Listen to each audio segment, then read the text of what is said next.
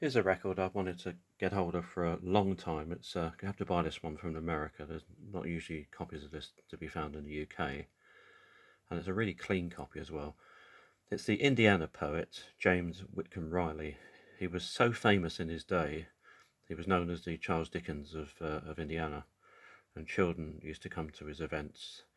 His garden was filled with parents and children having sort of amazing fun. He was a great character, and he wrote these wonderful poems. The most my most favourite poem of his, and quite possibly others as well, is the Raggedy Man. Raggedy Man, he works for Pa. He's the raggediest man you ever did saw, and it's about the hired help, the guy who comes in, does all the cleaning, all the dirty work, repairs, etc. And because he was doing that sort of work, he'd obviously wear his most raggedy clothes. And the children would call him the Raggedy Man. And by the time this was recorded, Whitcomb Riley was, I think he'd already had a stroke. He was in his last years, so his voice was a bit slurred. But it's just amazing to hear this great poet recorded. The legend is that he was actually given a recorder to use at home, probably a wax cylinder recorder, to dictate his poems to. He found it too hard to write poetry, and dictate it in that way. So he never really used it. I think Victor came over and actually made various recordings of some of his most famous poems at his house.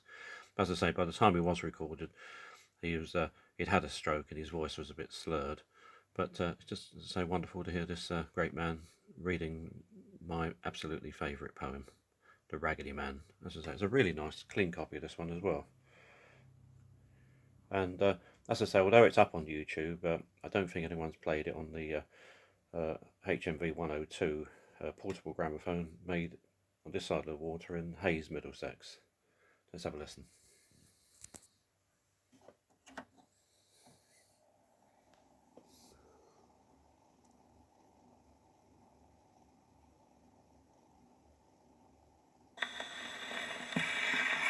Oh, the Raggedy Man, he works for Pa, and he's the goodest man ever you saw.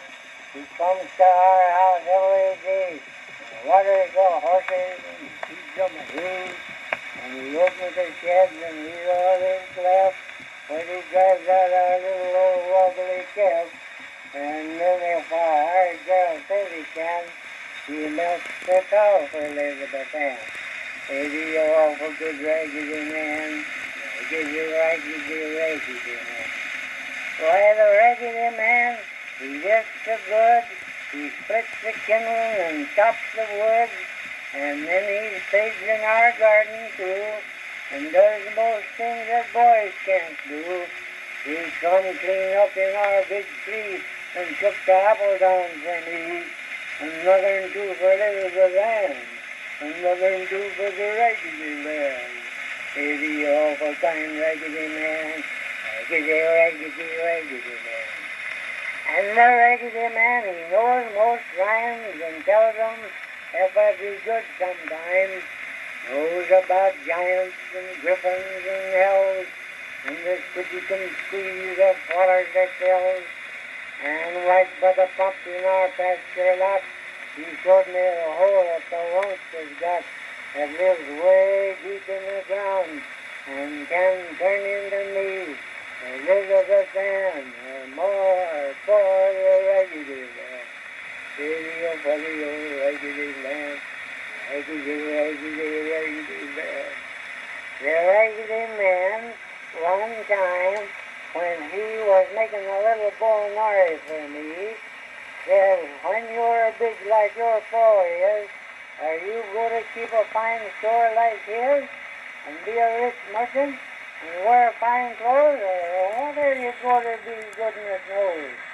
And then he laughed at Elizabeth Ann, and I says, I'm going to be a Raggedy Man.